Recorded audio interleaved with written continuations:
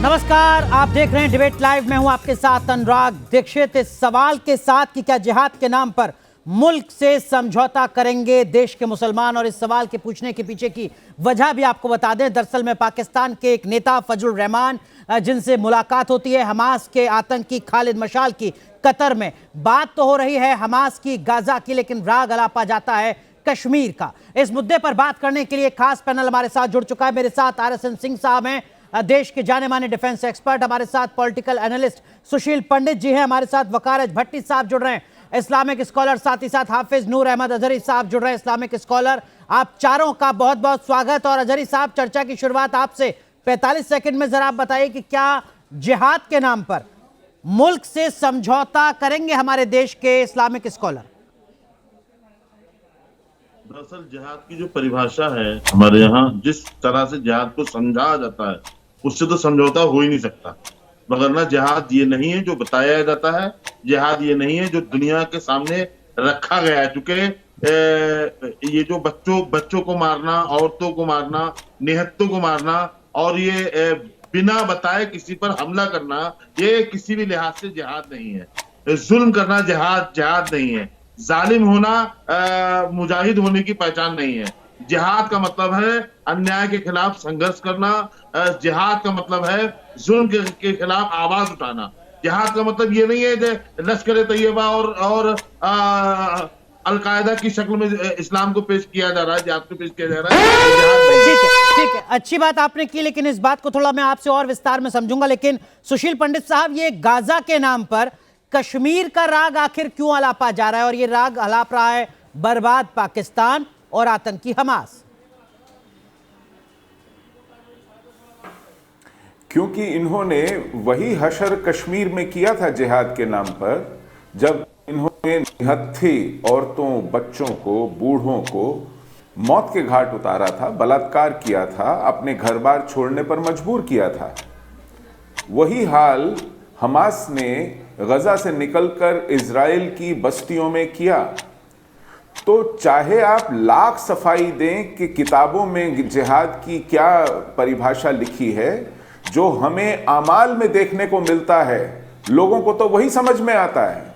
और ये सब लोग अपने आप को मुजाहिद कहते हैं और जिहाद के नाम पर इकट्ठा होते हैं। तो हम क्या समझें?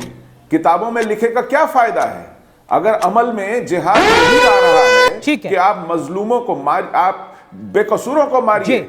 ठीक है, वकारज भट्टी साहब, हर किसी के जहन में इन तस्वीरों के बाद ये सवाल है कि क्या अब भी हमारे देश के जो इस्लामिक स्कॉलर हैं, मौलाना हैं, मुसलमान हैं, वो हमास का साथ देंगे या अब स्टैंड बदल जाएगा? क्योंकि हमास तो हमारे देश के दुश्मन के साथ खड़ा है।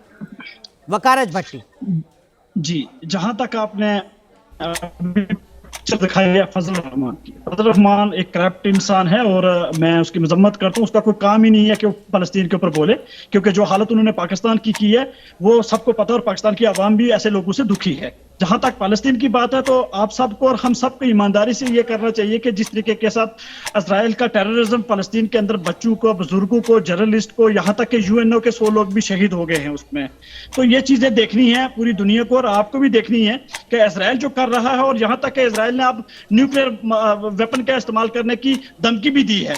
तो ये चीजें अब दुनिया देख रही है और आप भी देख रहे हैं, और हम सबको मजम्मत करनी चाहिए इजराइल की, क्योंकि इजराइल एक टेररिस्ट कंट्री है।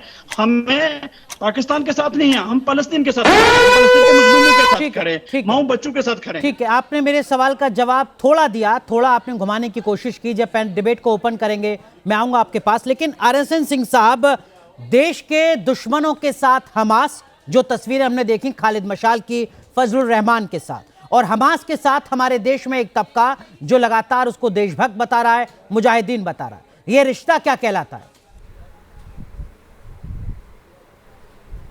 ये रिश्ता, इसको क्या कहेंगे? सबसे ज़्यादा कैलिफेट की चिंता हमारे सब कॉन्टिनेंट के मुसलमानों को रही है। आप सऊदी अरेबिया से पूछिए, क्या वो फिर से कैलिफेट का हिस्सा बनना चाहेंगे? या ईरान से पूछिए या UAE से पूछिए, लेकिन यहाँ पर वो कैलिफेट बनाना चाहते हैं। और दूसरी बात है कि पैलेस्टीन और कश्मीरी जिहाद का बिल्कुल हमेशा से गहरा रिश्ता रहा है, तरीके एक से रहे हैं।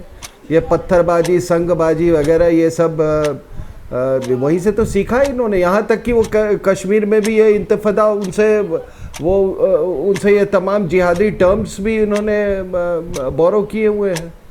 इनका तो इसलिए ये बलून पंक्चर होगा, सब बैठ जाएंगे। ठीक है। वकालत भट्टी, जो बात आरएसएन सिंह साहब ने कही और सुशील पंडित जी ने कही, उसका मतलब जितना मैं समझ पाया वो ये कि देखिए, जिहाद के नाम पर कश्मीर में आतंक फैलाया आतंकियों ने, कट्टरपंथियों ने, और इजराइल के खिलाफ जब ऐसा कुछ करने की कोशिश की तो वहां पर जिस तरीके का जवाब मिला, तो अब वहां रोआ पीटन शुरू हो चुका है। बस यही एक समानता है कि यहां पर अत्याचार किया और यहां पर उस अत्याचार का जब जवाब मिल रहा है तो फिर रोना रोया जा रहा है। वकालत भट्टी, पहली बात मुझे समझ नहीं आई जो सिंह साहब कर रहे थे। सिंह साहब ने बोला कि जो फलस्तीनी या हमास वाले कर रहे हैं वही चीज कश्मीर के अंदर हो रही है। तो मैं सिंह साहब से एक सवाल, इजराइल ने फलस्तीन की जमीनों का कब्जा किया और जाके फलस्तीनियों को मार रहा, फलस्तीनियों को शहीद कर रहा, उन्हीं के माओ बच्चों को शहीद कर रहा है। तो हिंदुस्तान ने भी फिर क्या कब्जा किया हुआ कश्मीर के ऊपर? तो आप इजराइल और हिंदुस्तान को एक जगह क्यों रख रहे हैं आप? मतलब आप हिंदुस्तान को भी आज कटघरे में डाल रहे हैं कि हिंदुस्तान ने भी कश्मीर पर कब्जा किया हुआ है, फलस्तीन के ऊपर तो कब्जा किया हुआ है इजराइल ने। तो आपने इजराइल और हिंदुस्तान को एक जगह रखा और फलस्तीन को, कश्मीर को एक जैसा रखा। नहीं, हम तो पीओके के बारे में सोचते हैं वकालत भट्टी, हम तो पीओके के बारे में सोचते हैं सर, हम पीओके के बारे में सोचते हैं, हम अपने कश्मीर के बारे में नहीं सोचते हैं। आपने सवाल सिंह साहब से किया, सिंह साहब जवाब देंगे बेहतर तरीके से। आरएसएन सिंह साहब।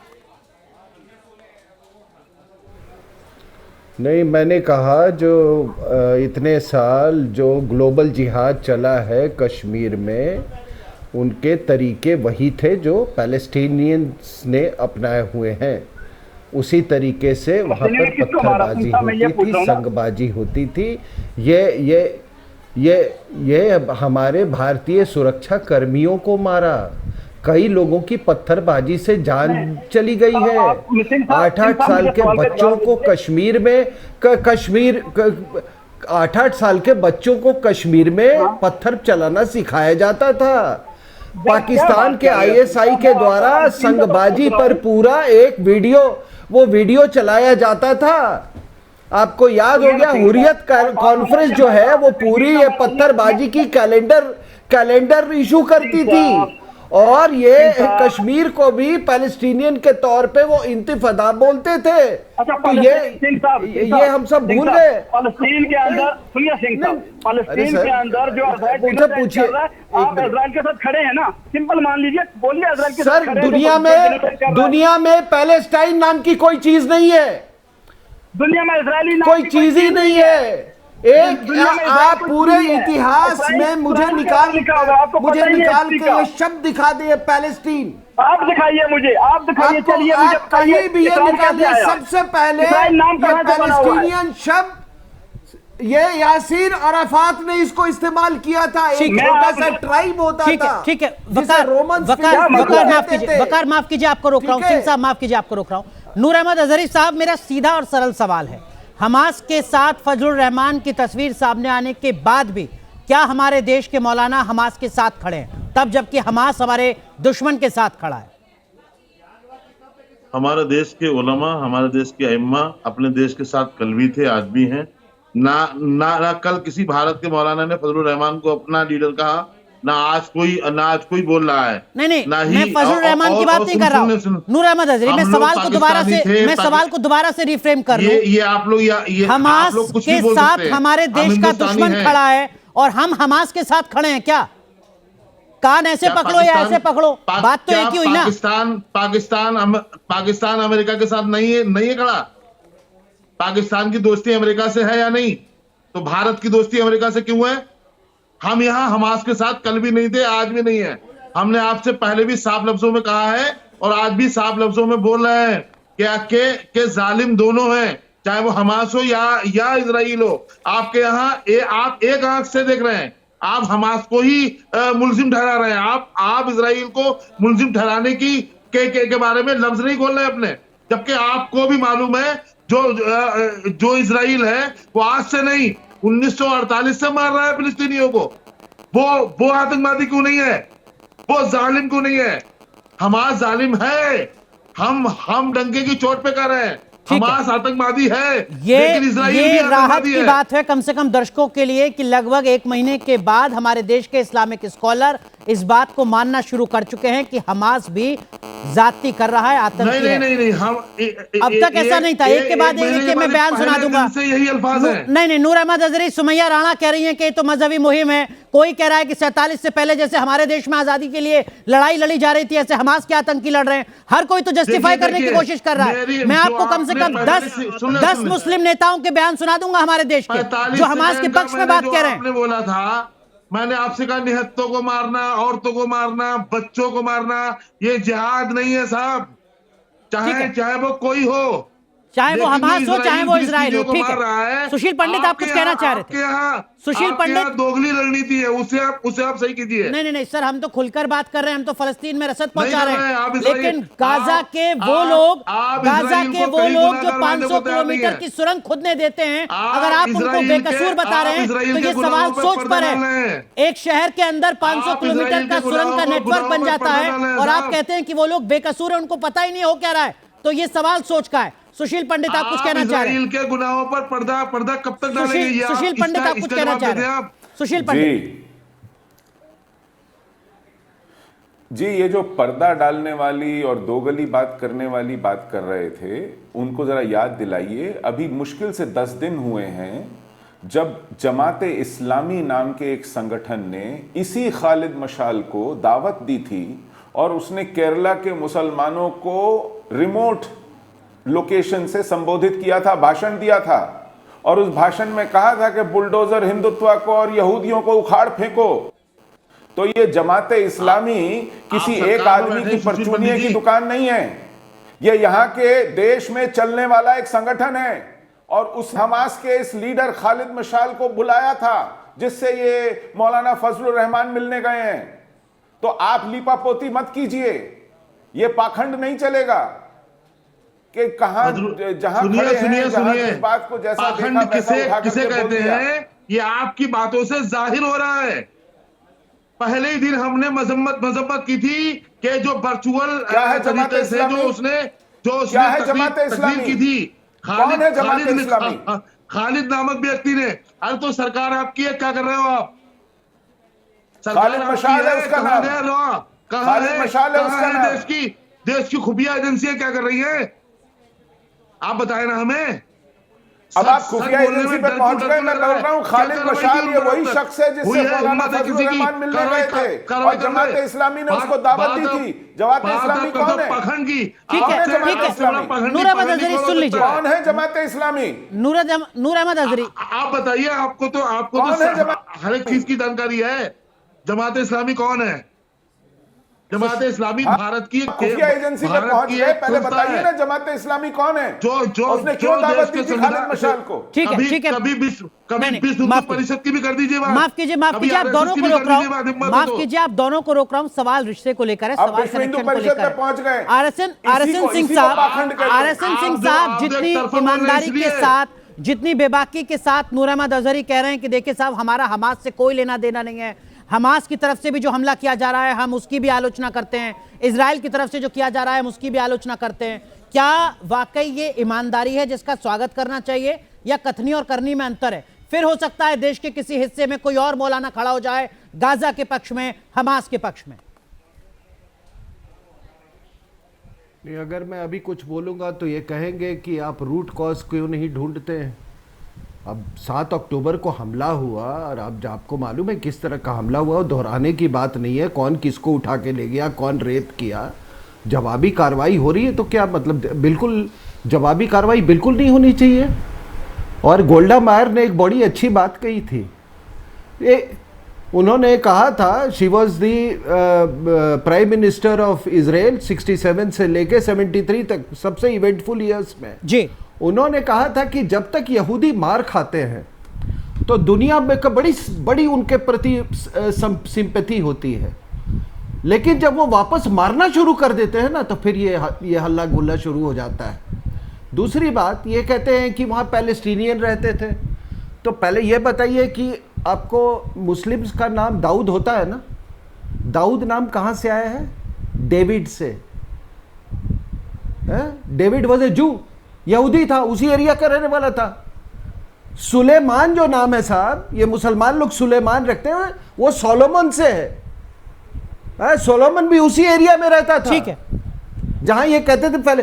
तो घर तो उनका पुराना था, तो जो नया किराएदार आते गया वो घर उसका हो जाता ठीक है। है। वकालत इन्हें भट्टी आप हम कुछ कह अपना रहे हैं? पैगंबर कहते हैं। आखिरी में तो दाऊद इस्राएल अलैहिस्सलाम और सुनिए। सुलेमान अलैहिस्सलाम को हम नबी मानते हैं, नबी। वकालत और भट्टी। आप तहजीब से करिए बात।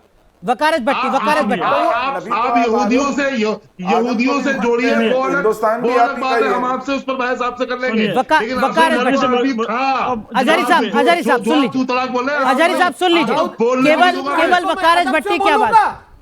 दाऊद इब्राहिम को मैं अदब से बोलूंगा दाऊद नाम? क्या बकवास कर रहे हो यहाँ पे? क्या दाऊद को मैं अदब से बात करूंगा? नहीं, नहीं, नहीं। दाऊद हमारे पैगंबर है। नहीं, शब्दों की मर्यादा नहीं, रेफरेंस अलग अलग है। नूर अहमद अजहरी जरा समझिए शब्दों की मतलब समझिए। दाऊद नाम तुम दाऊद इब्राहिम के चले हो?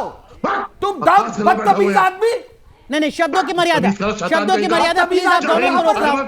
देखिए, शब्दों की मर्यादा और रेफरेंस को समझना जरूरी है। किसी की भावना को आहत करना बिल्कुल मकसद नहीं है। वकालत भट्टी आप कुछ कहना चाह रहे हैं? प्लीज, केवल किसी की धार्मिक मान्यता को आहत करना हमारा मकसद नहीं। वकालत भट्टी आप कुछ कह रहे हैं, और मेरा बुनियादी सवाल ये कि देश के मौलाना, देश के मुसलमान कश्मीर पर जो बयान हमास की तरफ से आया है उसके साथ हैं या उसके खिलाफ है? वकालत भट्टी जी, मैं किसी के बीच बोलता नहीं हूं। मैं सिंह साहब को एक बात का जवाब दे देना चाहता हूं। सिंह साहब, नबी करीम सल्लल्लाहु अलैहि वसल्लम से पहले 1,24,000 पैगंबर आए हैं। उसमें दाऊद अलैहिस्सलाम भी हैं, इब्राहिम अलैहिस्सलाम भी हैं, मूसा अलैहिस्सलाम भी हैं। और हर एक वो पैगंबर जिनको यहूदी या क्रिश्चियन पैगंबर नबी मानता है, वो हमारे भी पैगंबर हैं। पहले जाके किताबों को पढ़ लीजिएगा। इसलिए वो दाऊद इब्राहिम के रहने वाले ही थे ना।